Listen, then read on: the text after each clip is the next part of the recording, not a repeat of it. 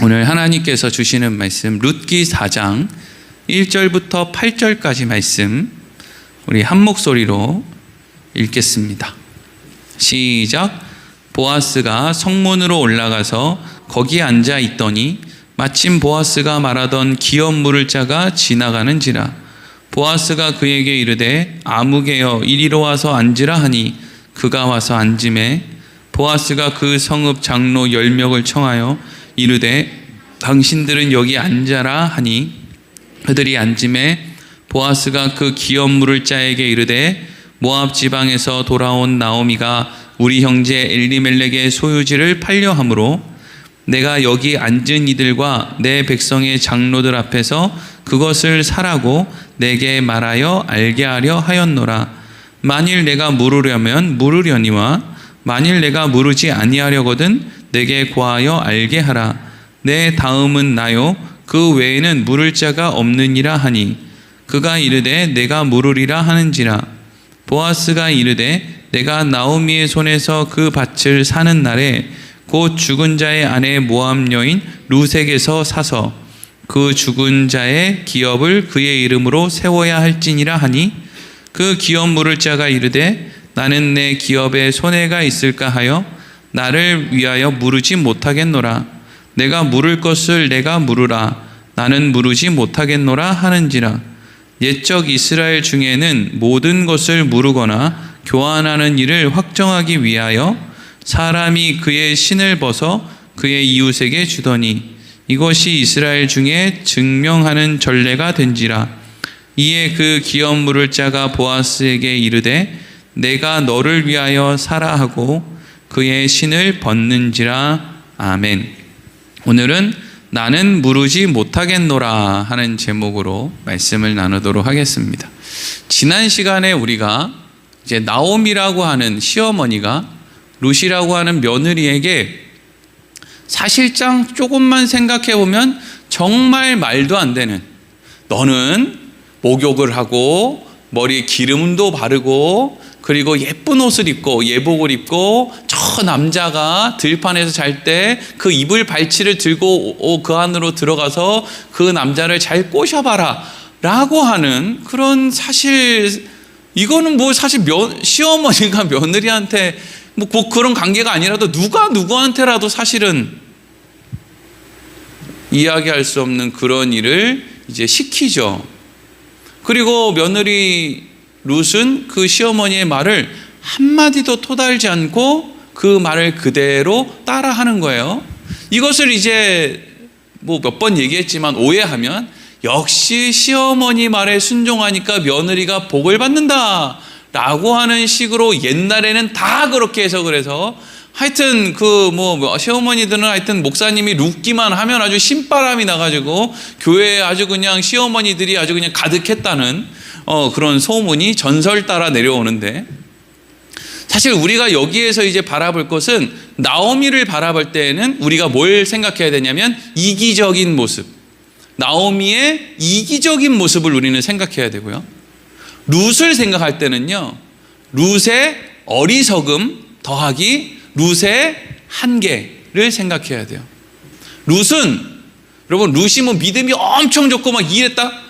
여러분, 이 세상에 의인은 없나니 하나도 없는 거예요. 이 세상에 그 온전한 믿음으로 움직이는 사람은 이 땅에 오신 하나님의 아들 예수 그리스도밖에 없어요. 룻이 어머니의 하나님이 나의 하나님입니다, 물론 그렇게 고백했지만 그 고백이 그의 전심으로 100% 그가 하나님을 의지했다? 그런 사람 없어요. 그러면 룻이 예수지. 그런 사람은 없다고요. 그러면 왜 룻은 그렇게 얘기해요? 갈 데가 없는 거예요. 그게 더 가깝다고요. 룻은 갈 데가 없어요. 자기와 같이 있었던 며느리 오르바는 갈 데가 있는데 룻은 갈 데가 없는 거예요. 그렇게 보는 게 훨씬 더 가까워요. 그냥 인간은 그래요. 그러니까 이기적인 시어머니와 갈 곳 없는, 그래서 시어머니 말에 어쨌든 토를 달 수 없는 그 며느리, 아니면 그도 아니면 어리석은, 자기가 지금 시어머니 말대로 하면은 이게 잘못해서 보아스가 거절했을 때 자기가 돌에 맞아 죽을 수도 있다라고 하는 것을 생각하지 못한 그 어리석은 룻, 갈 곳이 없었든지 아니면 어리석었든지 둘 중에 하나예요. 룻은 그랬다고요. 그런데 그렇게 이기적이고 어리석은 사람들의 모습을 통해서 하나님이 뭘 하시느냐? 하나님의 역사를 이루신다는 거예요. 이게 여러분 성경이 우리한테 가르쳐 주는 거예요. 다윗이 잘나서가 아니고요. 여호수아, 모세, 사무엘 이런 사람들이 대단해서가 아니에요. 다 자기들 생각대로 하는데 전부 자기들 생각대로 하는 게 다 틀린 거예요, 사실은. 자기 생각대로 다 살았는데 지금 여러분 삶을 돌아보면 잘 살았습니까? 안 잘 살았다고요. 근데 내가 내 삶을 돌아봤을 때 안 잘 살았는데 내 자식한테 아버지처럼 살아라, 어머니처럼 살아라 이러고 있다고요. 그게 여러분 얼마나 웃긴 거예요. 사실은 따지고 보면 나도 후회가 천만이고 나도 한 치 앞도 모르는데 내가 무슨 내 자녀들한테 넌 이렇게 해야 된다 저렇게 해야 된다 사실 말할 것도 없죠.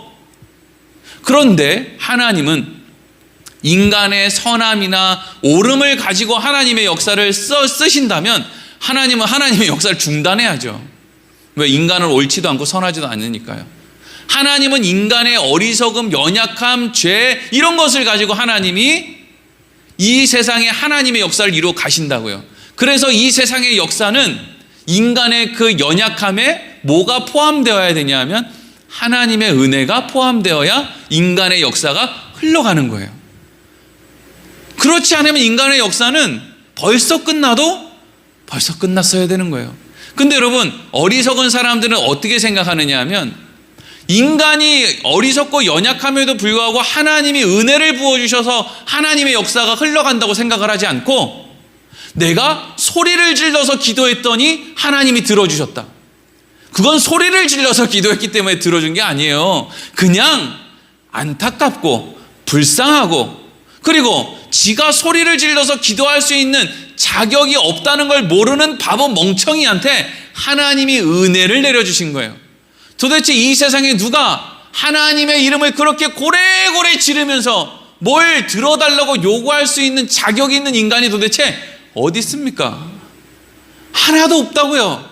전부 기어들어가는 목소리로 저 구석에 머리를 쳐박고 하나님 제가 진짜 낯을 들 힘도 없는데 내가 이렇게 얼굴을 머리에 땅에 쳐박고 하나님 정말 간구하는데 하나님 제가 정말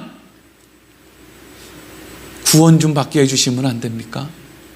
사실 머리를 쳐박고 숨어서 그렇게 하는 거지. 아니 그것도 겨우 이 세상에는 나 아무렇게 사도 좋으니까 나 구원만 좀 받게 해주시면 안 돼. 이것도 지금 이렇게 부끄러운데 우리는 그냥 눈을 그냥 땡그랗게 뜨고 막 이러면서 강대상에서 자기가 뭐라도 된 것처럼 여기서부터 저기까지 마이크도 이거 아니고 이렇게 차고 다니는 걸 이리 뛰고 저리 뛰면서 교인들한테 소리를 지르면서 그렇죠? 웃긴 거죠. 소리 질러서 기도 들어준 거 아니고요. 금식해서 기도 들어준 거 아니에요. 네?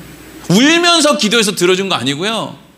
1년 52주 한 번도 안 빠지고 교회 나와줘서 하나님이 그거 들어준 거 아니에요. 착각은 자유. 근데 착각 속에 빠져있는 교인들이 너무 많은 거예요. 여러분들이 나라를 위해서 기도해서 이 나라가 이렇게 된 거 아니에요. 아주 그냥 지겨워 죽겠어요. 옛날에 우리가 다 철야 기도하고 새벽 기도해서 이 나라가 이렇게 됐대요. 그게 어떻게 여러분들이 기도해서 그렇게 된 겁니까? 제발. 우리는 늘 자격이 없고 늘 형편없는데 하나님이 정말 불쌍해서 은혜를 부어주셔서 이나마 이 나라가 이렇게 된 거지. 솔직히 우리끼리 말은 바로 하자고요. 그래서 지금 그렇게 대단한 일을 한 여러분들 안에 욕심이 없어요 그러면? 욕심이 없냐고요. 그렇게 이 나라를 대단하게 만들어 놓을 정도면 지금은 전부 예수님 정도는 됐어야 되는 거 아니에요? 근데 그렇지도 않잖아요. 시간이 지날수록 신앙생활 하면 할수록 도대체 나는 정체가 뭐냐? 하나님도 알고 하나님의 은혜도 알고 예수님 십자가도 알고 때때마다 사순절 되면 눈물도 흘리고 별걸 다 하는 도대체 난 뭐냐? 정죄하고 판단하고 뒤에서 그냥 수근거리고 도대체 내 나이가 몇 살이 되면 그 짓을 안 할 수 있나? 이러다가 여러분 죽는 게 우리들의 인생 아닙니까? 하나님의 은혜가 없으면 하나님의 역사는 이루어지지 않아요. 이걸 바로 알아야 된다. 룻과 나오미가 쓸만하고 잘해서 지금 그 집안에 말도 안 되는 대가 이어지는 일이 일어나는 게 아니고요. 우연처럼 다가온 하나님의 은혜가 그 집을 살리고 있다고요.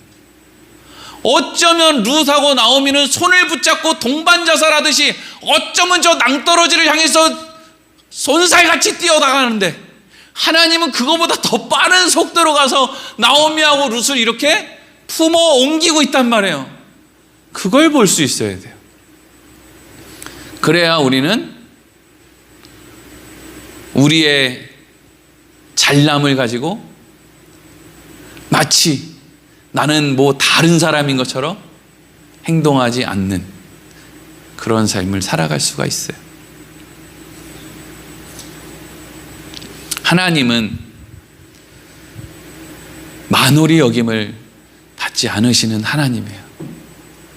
무엇을 심든지 심은 대로 거두리라 이렇게 되어 있죠. 근데 우리는 늘 죄를 심는데 구원이 우리에게 열린 것은 하나님의 은혜가 우리 안에 있기 때문이지, 하나님이 만홀히 여김을 받아도 되기 때문이 아니에요. 요즘 들어서 가만히 보면 하나님을 갖고 놀려고 하고 교회를 갖고 놀려고 하고 그냥 뭐 자기 마음대로 하려는 사람들이 너무 많은데 어쩔 수 없죠. 뭐 왜? 우리도 별반 다를 거 없거든요. 저도 별반 다를 거 없으니까요. 그냥 내버려 두는 것이고 안타까워하는 것이고 나는 혹시 나도 저러고 있지 않나 라고 생각을 하는 거지. 뭐 그렇다고 해서 우리가 뭐 다른 사람을 정죄할 수 있는 자격은 또 있습니까? 그런 건 또 없어요. 그냥 그러고 사는 거죠, 뭐 같이. 자, 오늘 말씀이 이렇게 시작됩니다. 1절 보겠습니다. 시작. 보아스가 성문으로 올라가서 거기에 앉아 있더니 마침 보아스가 말하던 기업 물을 자가 지나가는지라. 보아스가 그에게 이르되 아무개여 이리로 와서 앉으라 하니 그가 와서 앉음에. 아멘. 성문에 앉는다라는 것은 중요한 의미를 가지는 거예요. 사람들이 다니는 성문에 앉았다라고 하는 것은 어떤 사람이 성문에 앉냐면 첫 번째는 재판하는 사람이 성문에 앉아요. 그래서 이 성문에 앉았다는 것은 높은 게 올라갔다는 것이고 그 밑에 있는 사람들이 다 보는 데서 이제 밑에 있는 그 재판을 받을 사람들의 재판을 하는 재판장들이 이 자리에 올랐고, 근데 보아스는 재판장은 아니었단 말이죠. 근데 보아스는 재판장도 아닌데 여기에 왜 올라설 수 있었느냐? 일단 보아스는 명분이 있었고요. 명분. 무슨 명분? 나오미의 가정에 기업 물을 자를 뽑아야 되는 그 명분이 있었기 때문에. 근데 그 명분이 있다고 해서 아무나 여기 올라갈 수는 없는 거예요. 보아스가 거기 올라갈 수 있었던 것은 이 사람이 유력한 사람. 유력하다는 것은 뭐 그 동네에서 하여튼 존경받고 또 어떤 권위가 있고 그렇잖아요. 뭐 그런 좀 재판장이 올라가 앉는 자리에 앉아도 될 정도의 어떤 사람들에게 인정을 받는 그런 형편에 있었던 사람이었다라는 것을 알게 되는 거죠. 근데 그 사람, 그 성문에 올라가서 보아스가 이렇게 앉았단 말이죠. 기업 물을 자가 와야 되는데 사실 이게 룻하고 헤어진 지가 얼마 안 된 것 같아요. 그러니까 지난 아침까지 보아스가 룻이랑 같이 있다가 이제 헤어져서 바로 이제 그날 바로 성문으로 온 것 같거든요. 그래서 미처 나오미 집에 기업 물을 자에게 몇 날 며칠까지 어디로 와라 하는 어떤 전달을 하기도 전에 그냥 성문에 일단 나온 것 같고, 근데 마침 또 보아스가 성문 앞에 앉아 있을 때 그때 그 사람이 나오미의 집에, 엘리멜렉 집에 기업을 물어 주어야 될 의무를 가진 첫 번째 1순위, 그 사람이 지나갔다는 거죠. 마침 지나갔다는 거예요. 원래는 부르러 가야 되는데 부르러 갈 필요가 없어진 거죠. 그러니까 그때 이제 보아스가 지나가는 그 사람을 향해서 뭐라고 불러요? 아무개야 이렇게 불러요. 아무개야. 근데 사실 사람을 아무개라고 부르는 사람은 없죠. 여기서 아무개라는 것은 그냥 우리나라 말로 그냥 이보시오 이런 뜻이에요. 분명히 이때는 이보시오 이렇게 부르지 않고 홍길동 씨 이렇게 불렀을 거예요, 이름을. 근데 왜 성경은 여기에 아무개요라고 기록을 해놨을까요? 보아스가 아무개요 이러고 부르지 않았을 거 아니에요. 1순위 기업 물을 자의 이름을 불렀겠죠. 홍길동 이렇게 불렀겠죠. 근데 두 가지 의미가 있어요. 첫 번째는 지금 이 사람은 결국에는 세속적인 욕심 때문에 기업 물을 그 책임을 다하지 않거든요. 그런 기록을 이제 상세하게 해놓는단 말이죠. 그렇게 하다 보니까 이 글을 통해서 어떤 사람의 이름이 좋지 않은 일을 한 사람으로 오랫동안 기억이 남을 수가 있어요. 마치 우리가 본디오 빌라도라고 하는 사람을 사도신경을 외울 때마다 반쯤 죽여놓는 것처럼. 그러니까 여기에 있는 사람은 아마 여기에 이름이 딱 적혀 있었으면 그 사람 이름이 하여튼 나쁜 이름, 나쁜 의도, 무슨 세속적인 그런 사람의 대명사, 아나니아와 사피라 같은 사람처럼 그런 이름의 대명사로 아마 그 사람이 지금까지 쓰였을 텐데, 우리가 이 기업 물을 자의 이름을 모른다는 건 그 이름이 아무개라고 표현됐기 때문이죠. 그렇다면 그런 이 사람의 어떤 그 명예라든지 어떤 체면을 위해서 이름을 기록하지 않고 아무개라고 기록해놨다라고 생각할 수도 있고, 또 하나는요, 여기에 있는 이 사람이 생각하는 것이 대부분의 사람들, 대부분의 하나님의 백성이라고 불리는 이스라엘 사람들이 가지고 있었던 보편적인 생각이었다라는 것을 지금 더욱더 강조하기 위해서 이름을 특정하지 않고 아무개라고 하는 이름으로 일반적인 모든 사람들을 지금 다 고발하고 있는 거죠. 그러니까 이 아무개에는 부여온누리교회 성도들이 들어갈 수도 있고, 대한민국에 있는 교인들이 전부가 들어갈 수도 있고, 전 세계에 있는 하나님을 믿노라고 하는, 예수님 때문에 구원받았다고 그렇게 기뻐하는 모든 사람들의 이름이 이 아무개 안에 들어갈 수도 있는 거죠. 그래서 여기에 이름을 아무개라고 표현을 하고 있는 거예요. 자, 2절로 넘어가겠습니다. 읽겠습니다. 시작. 보아스가 그 성읍 장로 10명을 청하여 이르되 당신은 여기 앉으라 하니 그들이 앉음에. 아멘. 보아스가 지금 그 성읍에 있는 장로 10명을 모셔올 정도예요. 그러니까 지금 기업 물을 자의 어떤 그 일을 하는 명분도 명분이지만, 보아스가 그때 참 영향력 있는 사람이기는 했네 라고 하는 생각을 우리가 할 수 있는 것이죠. 보아스는 누구 아들인데요? 라합의 아들인데, 기생의 아들인데 이렇게 영향력 있는 자리에 앉게 되다니. 그러면 라합이 도대체 누구랑 결혼을 했길래 보아스가 이런 영향력 있는 집안의 사람이 될 수 있을지를 우리가 조금 생각해 볼 수가 있죠. 그래서 신학자들은 이 보아스가, 그러니까 라합이 결혼했던 이 남자를 유다 지파에서 아주 명망 있는 사람, 그래서 여호수아가 가나안 땅을 정탐하라고 두 사람을 보내거든요. 그 두 사람을 에브라임 지파에서 한 명, 유다 지파에서 한 명 보냈을 것이라고 추측을 해요. 왜냐하면 이전에 12지파에서 한 사람씩 가나안 땅의 정탐꾼으로 보았을 때 보냈는데, 어떤 지파의 사람, 유다 지파와 또 에브라임 지파, 그러니까 여호수아와 갈렙만 좋은 평가를 했단 말이죠. 나머지는 좋은 평가를 하지 않았어요. 그렇기 때문에 지금은 2명의 정탐꾼을 보낼 때 좋은 평가를 했던 지파의 사람을 보냈을 것으로, 이것도 그냥 추정이에요. 그럴듯한 추정이죠.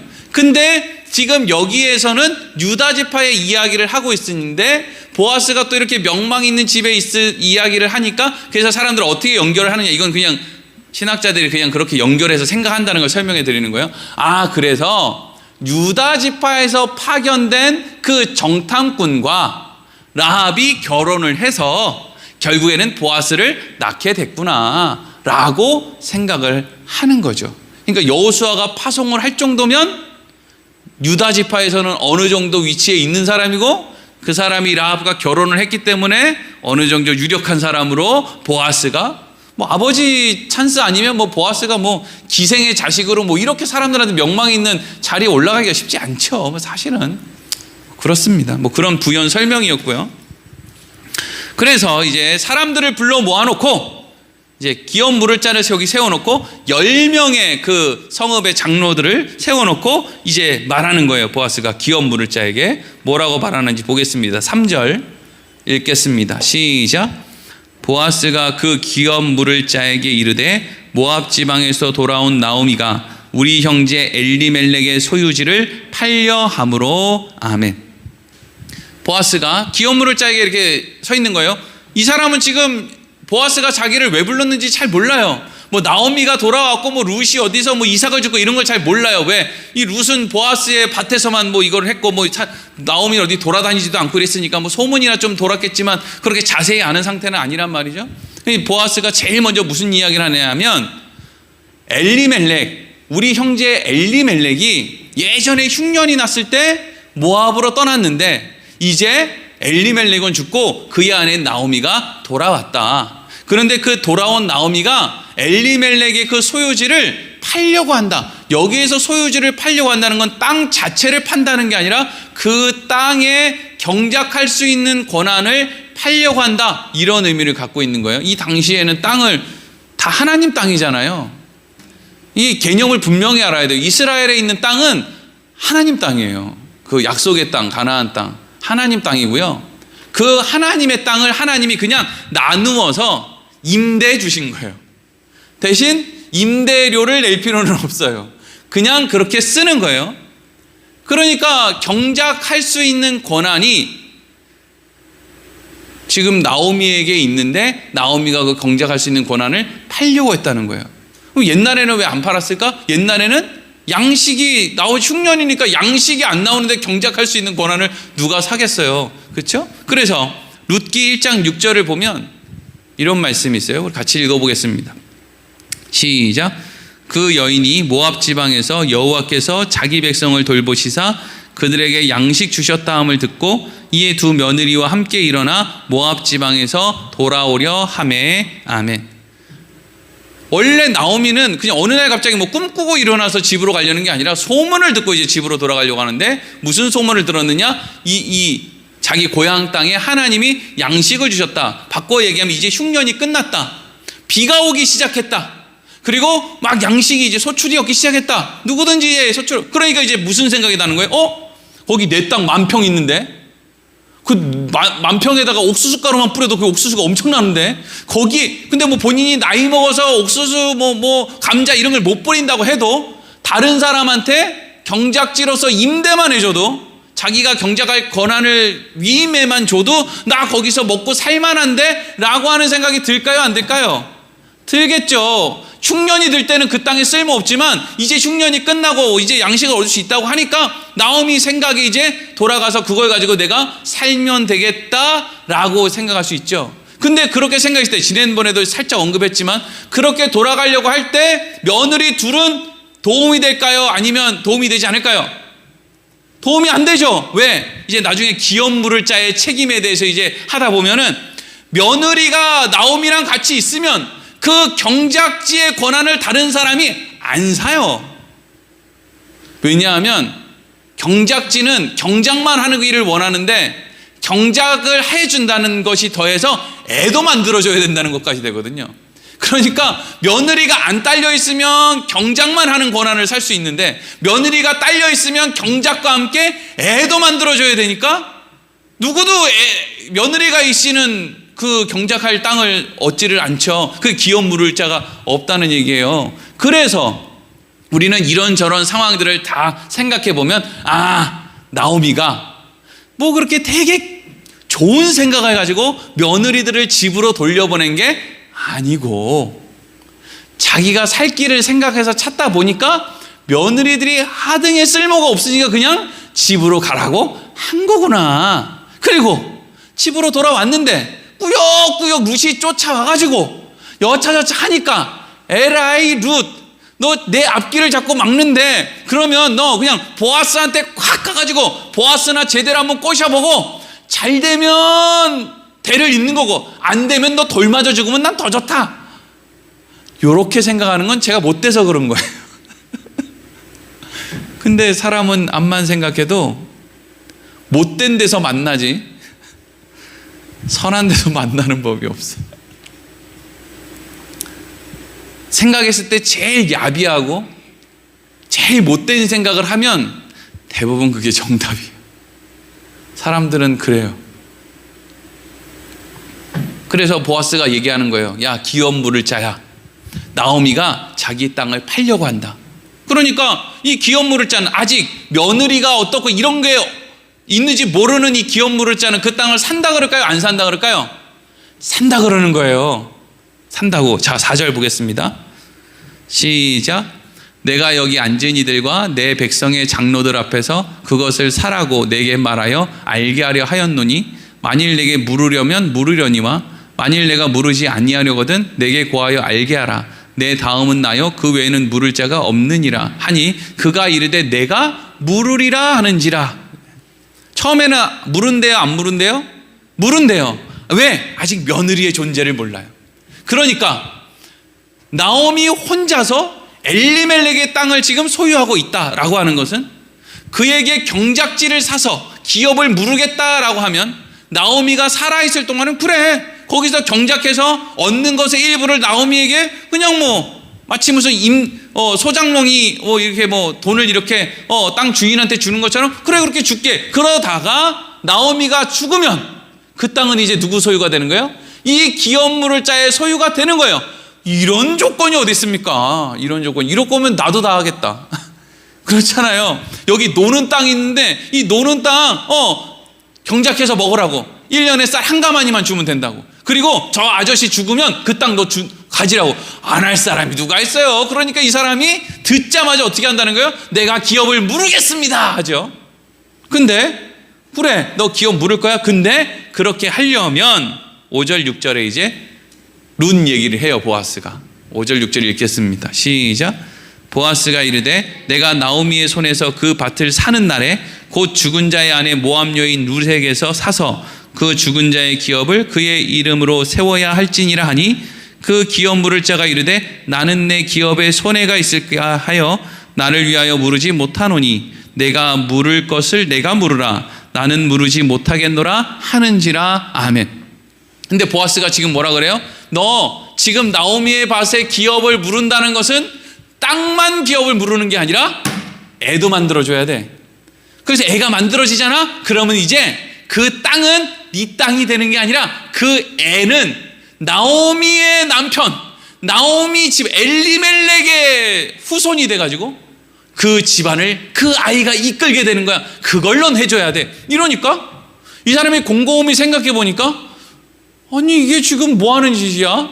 이게 지금 이거 나오미는 어차피 경작도 못하는 거 내가 종들 다 써가지고 경작해서 나오미 먹여 살려주고, 그리고 그 룻이라고 하는 며느리 통해서 애 만들어주고, 그래서 애가 나중에 자라면 그 애한테 엘리멜렉의 땅 다 주고, 그런데 걔는 나한테 아버지라고 부르지도 못해. 아버지를 아버지라 부르지 못하고 형을 형이라 부르고, 무슨 홍길동도 아니고 그죠? 그런 거 하라고 하니까 이 기업 물을 자가 한다는 거야, 안 한다는 거야? 안 한다는 거죠. 이 아무개가 안 한대요. 그러니까 이 사람은 지금 그냥 일반적인 이 세상을 살아가는 일반적인 사람들의 생각으로는 마땅한 생각을 한 거예요? 아니면 이상한 생각을 한 거예요? 마땅한 생각을 한 거예요. 이걸 사람들은 상식적이고 합리적이라고 생각을 해요. 상식적이고 합리적인 생각을 한 거죠. 여기에서 기독교인이 생각하는 상식과 비상식, 합리적인 것과 비합리적인 것을 중요하게 가릴 수 있는 기준이 생겨요. 여러분, 이걸 오해해가지고 어떤 사람은 그래, 기독교인들은 상식적으로 사는, 세상 방법대로 사는 사람들이 아니야. 그러니까 우리는 믿음으로 살아야지. 이래서 자식이 아픈데 병원도 안 보내고 집에서 그냥 기도로 고치겠다고 밥도 굶기고 하다가 자식 죽인 사람들이 심심치 않게 뉴스에 나오잖아요. 그렇죠? 얼마나 창피해요. 근데 그건 본인들이 말씀을 너무 오해하고 있는 거니까, 여러분들이 말씀을 너무 오해하고 말씀을 바르게 모르면요, 여러분들이 알고 있는 그 말씀으로 내가 제일 소중하게 생각하는 사람을 죽일 수도 있다는 거예요. 얼마나 무서운 일입니까? 그럼에도 불구하고 말씀에 대해서 궁금한 사람 별로 없지만요. 자, 여기서 기준을 잘 생각해야 되는데, 세상 사람들이, 일반적인 사람들이 생각하는 합리적이고 상식적인 것은 내가 손해보는 일을 왜 하겠어? 내가 자식을 만들어도 내 자식이 아니라 나를 아버지라고 부를 수 있는 자식이 아닌데 내가 그걸 왜 해주겠어? 할 필요가 없지. 이리로 가는 거예요. 근데 그러면 이 기업 물을 짜라고 하는 계대 혼인법이라는 법은 누가 만들었느냐? 누가 만들었을까요? 하나님이 만들었단 말이에요. 이거 모세가 만든 게 아니에요. 하나님이 만든 거예요. 그럼 하나님은 왜 이걸 만들어줬을까요? 형제를 사랑하라고. 형제를 내 몸처럼 사랑하라고. 지금 이 기업 물을 짜는 왜 못하겠다는 거예요? 엘리멜렉을 형제라고 생각하지 않는 거예요. 사랑하지도 않는 거죠. 같은 하나님의 백성인데 따질 건 다 따지고 있는 거예요. 같은 그리스도인데 따진 건 다 따진다고요. 하여튼 어디 가게 들어갔는데 여기 액자에 기독교인 관련 간판이 붙어 있으면 더 조심해요. 더 무서워. 싸게 해준다 그래도 안 싸게 해주는 것 같아. 너무 많이 당해봐서 이제는 무서워요, 정말. 아유, 목사님, 교회 와가지고 이런 분들 있어요. 막 교회 건축할 때도 그렇지만, 아유, 목사님, 저희 어머니도 신앙생활 열심히 하셨고요. 우리 아버지도 장로님이고요. 아유, 제가 교회에다가는 뭔가 마음에 빛이 있습니다. 그래서 제가 교회는 진짜 남기는 거 없이 정말 잘해드리려고 애를 씁니다. 라고 하는 사람이 피해야 될 1순위예요. 바보 같은 목사들은 그 말 찰떡같이 믿고 다음날 새벽에 교인들한테 간증하죠. 이런 분이 우리 공사를 맡았다. 끝나고 나면 아주 그냥 피눈물 흘리게 생겨요. 그 진짜 여러분, 진짜 좋은 사람들은요, 사실은 일 맡는다고도 잘 안 해요. 왜? 일이 쌓여 있어. 일이 쌓여 있다고. 어디 가가지고 자기가 견정돼 준다고 하지도 않아. 바빠서 가지도 못해요. 그렇게 돈 조금 남기고 일 잘해주는 사람은요, 이미 줄이 쫙 서가지고 순번 받아서 일 맡겨야 돼요. 우리가 만나지도 못해요. 그렇지 않겠어요? 뭐 교회 와가지고 뭐 마음에 빚이 있고 이런 얘기 할 필요도 없어요. 그런 사람들은 몇 년치 일이 이미 쌓여 있다고요. 일 잘하고 돈 조금 남기는 사람은요. 이 말 그럴듯하게 하고 막 이런 사람들은요, 거기 넘어갔다가는 그냥 쪽박 차는 거예요. 상식적인 거, 세상의 방법대로 해서 뭔가를 남기는 거, 다 상식적이고 합리적인 것이죠. 그럼 성경이 이야기하는 상식적이지도 않고 비상식적인 행동은 도대체 뭐예요? 하나님의 은혜, 하나님의 말씀을 근거로 하는 것만이 비상식적, 비합리적인 발걸음을 뗄 수 있는 유일한 길이에요. 이거를 잘 이해를 못하면요, 무조건, 여러분 근데 교회 안에는 상식적인 것도 있어야 되고 또 때로는 비상식적인 것이 있을 때도 있어야 된다고요. 이걸 어떻게 가르마를 탈 수가 없어요. 그런데 이걸 가르마를 어떻게 타요? 하나님의 말씀에 어떻게 기록이 되어 있느냐. 그것이 애매하다? 예수님은 어떻게 사셨나. 이걸로 보는 거죠. 예수님이 세상으로 볼 때 상식적이고 합리적으로 사셨습니까? 그렇게 살지 않으셨어요. 근데 그렇다고 해서 예수님이 그렇게 막 아픈 집에 병원에도 안 보내고 그렇게 그냥 밥도 금식 숨기고 군경하다고 결국엔 죽였습니까? 그렇게 해도 안 했다고요. 그러면 예수님이 살았던 삶의 그 비합리적이고 비상식적인 행동의 핵심에는 뭐가 있어요? 아버지의 뜻, 하나님의 말씀, 그게 있었다고요. 지금 보아스가 상대하고 있는 기업 물을 자는 누구보다도 상식적이고 합리적인 일을 하고 있어요. 그에 비해서 보아스는 어떻게 하고 있죠? 그렇게 명망 있고 유력한 사람이 지금 이 기업물을 짜도 생각할 수 있는 그 합리적이지 못한 일을 자기는 하겠다는 거잖아요. 그러면 보아스는 왜 하겠다는 거예요? 하나님이 하라고 했으니까. 뭐를요? 기업을 물어주라고 했으니까. 하나님이 하라고 하신 것은 다 뜻이 있을 거야. 물론 보아스한테는 손해가 되는 일이겠죠. 그렇죠? 뭐 한다고 그걸 하겠습니까? 에너지 낭비고 시간 낭비고. 뭐 그 사람들 자기랑 무슨 상관이 있다고요? 사람들이 또 좀 수군거리겠어요? 뭐 루시 뭐 대단하게 뭐 잘났을 것 같으세요? 그 마을에 있는 아주머니들의 아주 그냥 놀잇감이 된 지 오래걸요. 누가요? 루시요. 하여튼 아줌마들의 입은 무시무시하니까. 예? 얼굴 색도 그냥 다르지, 옷차림도 다르지, 말투 억양도 다르지. 근데 그 여자가 보아스의 집에 시집을 간다. 어이구 그 어머니의 그 며느리네 이럴 거 아니에요. 그 어머니가 그 할머니가 기생이니까 아이고 라합이 기생이니까 그래가지고 며느리도 룻이 들어갔네. 아마 아주 동네 사람들이 하여튼 그냥 신바람이 나가지고 죽을 때까지 숨이 넘어가는 순간에도 아이고 저 집안이 저랬네 이러고 죽었을지도 몰라. 하여튼 너무 그게 재미나가지고 아유 그냥.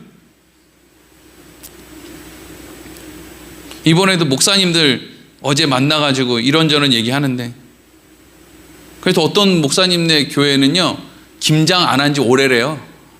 하도 싸워가지고 김장을 안 한 지가 오래됐대.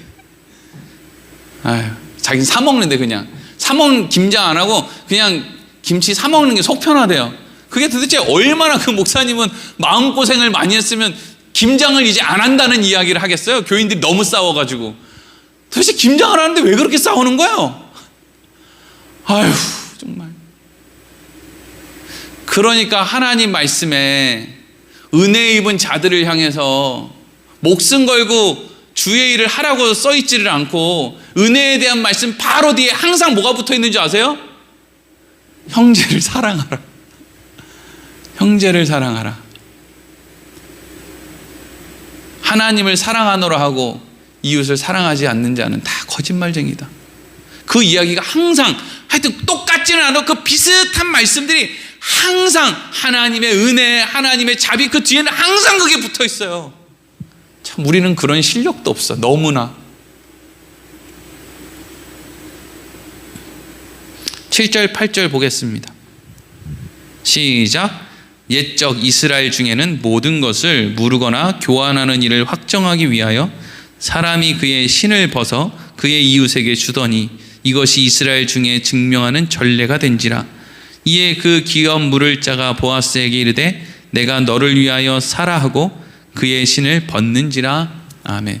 그렇게 기업 물을 자가 나 그 손해 나한테 손해야. 또 손해되는 짓 할 거 있어?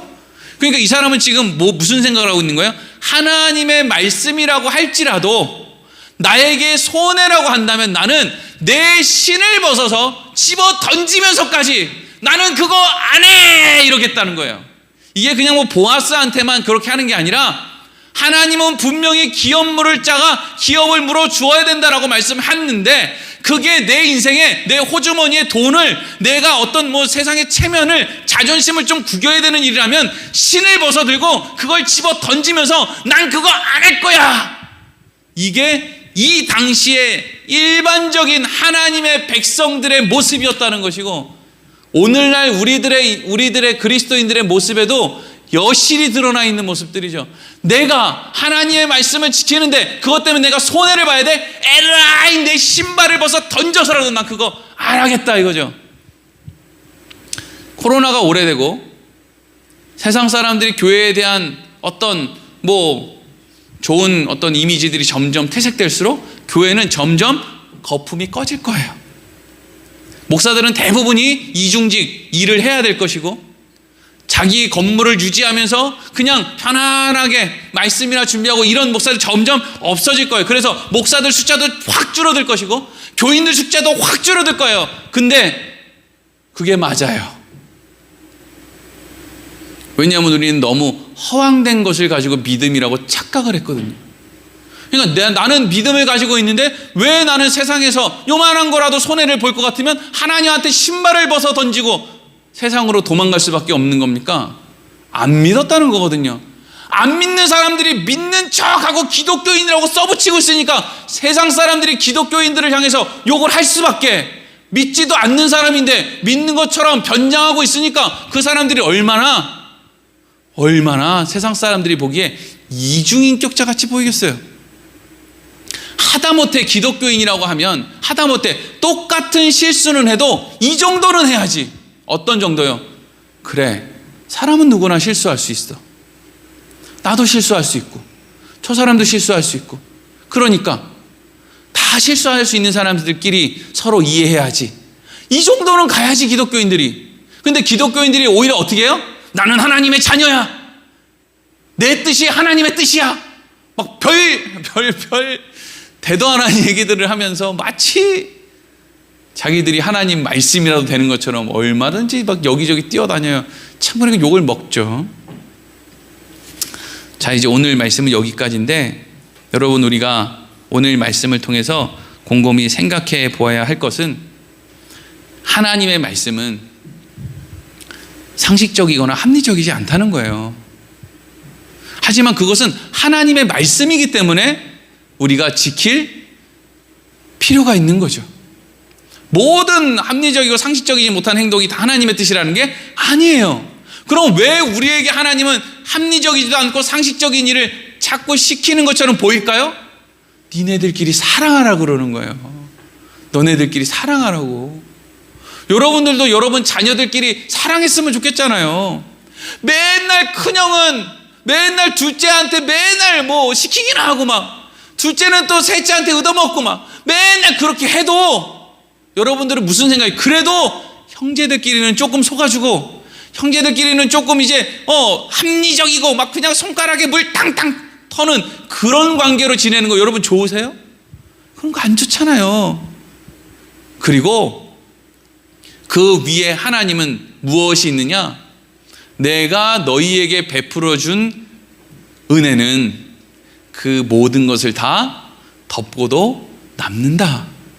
이게 그 안에 있다고요. 기업 물을 자의 책임을 지어줘도 너 인생에 손해나는 게 없다. 이 사람은 나는 내 인생에 손해인 것 같아서 안 할래요. 아니, 하나님 나라의 역사에는 보아스가 남아있고 기업 물을 자는 뭘로 남아있어요? 너는 그냥 아무개다. 아무개. 그러니까 여러분들이 지금 사는 인생 가운데 여러분들 마음에, 그래, 나 손해인 걸 아는데 그럼에도 불구하고 나는 이게 하나님 말씀이니까 난 이렇게 해야 되겠어 라고 하는 생각이 들면 여러분은 보아스예요. 그게 기쁜 거고 그게 감사하는 거죠. 이 땅에서 뭐 좀 손해 안 보고 남는 게 있어서 뭐 이렇게 나는 이렇게 잘 살았어, 난 이렇게 건물도 있고 뭐가 재력도 있고 난 자식도 잘 있죠. 아무개예요. 그냥 아무개. 하나님 말씀 위에 있으면 보아스가 되는 것이고, 너무 잘 살았는데 이 세상에서 그냥 그렇게 살면 아무개로 남는 거죠. 하나님의 은혜가 우리 위에 늘 가득하길 소망합니다. 기도하겠습니다.